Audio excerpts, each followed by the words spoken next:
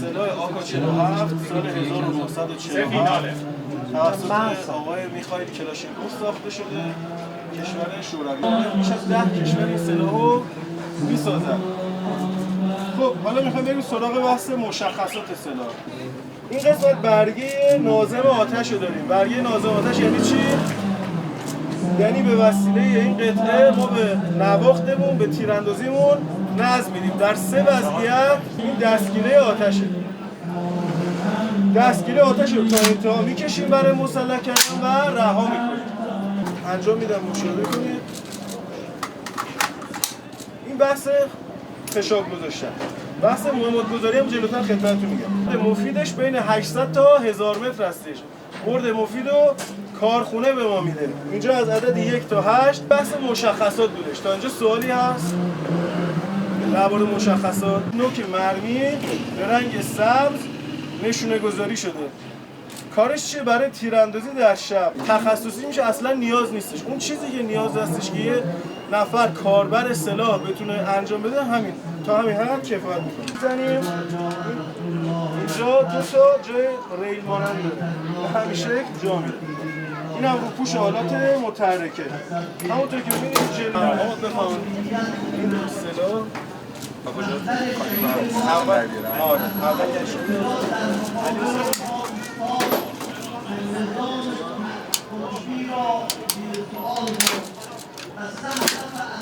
مطمئن شدیم که سلاحمون خالی است.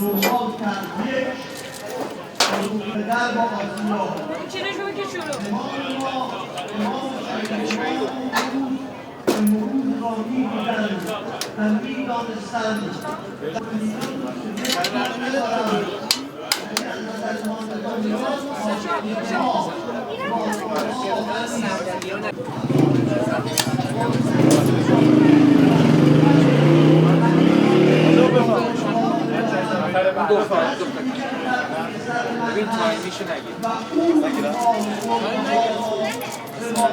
گرفتم یه خودی بیشتر شد.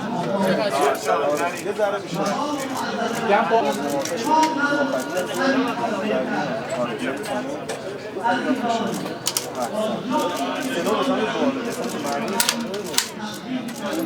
به چی کنیم؟ چه کنیم؟ باشه هر چی کنیم؟ به سمت بالا. برگه نازم آتش. حالا خشابو جا میزنم. میزنه این دستت رو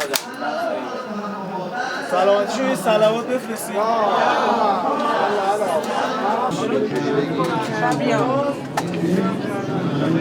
به تنگش بده آروم بده اشکرم. حالا یه دونه بکش گلنگنه.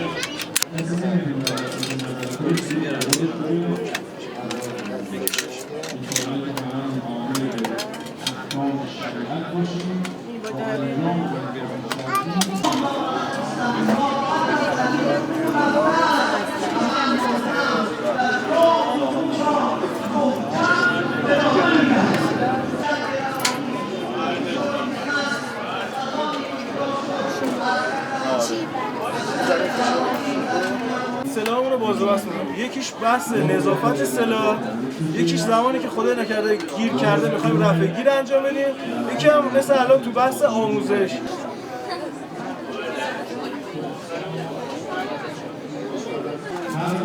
بله. مثلا مردم بالا دست حالا می‌ریم باز کردن.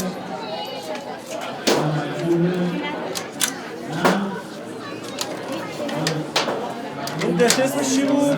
فنر ارتجاعی.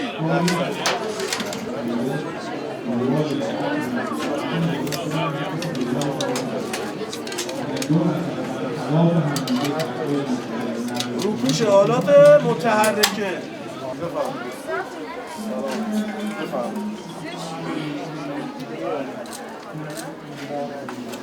اول سلاح بیارید بالا، خشاب رو از روی سلاح بردارید، سر سلاح بیارید به سمت بالا.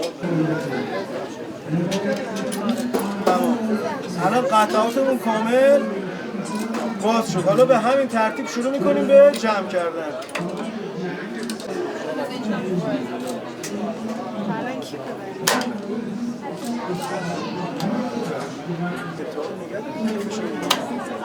احسن.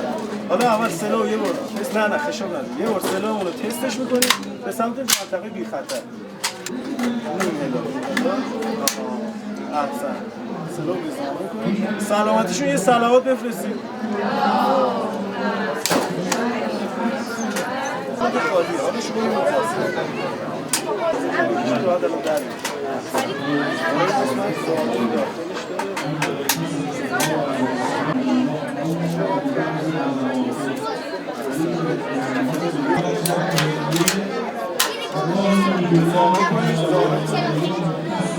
در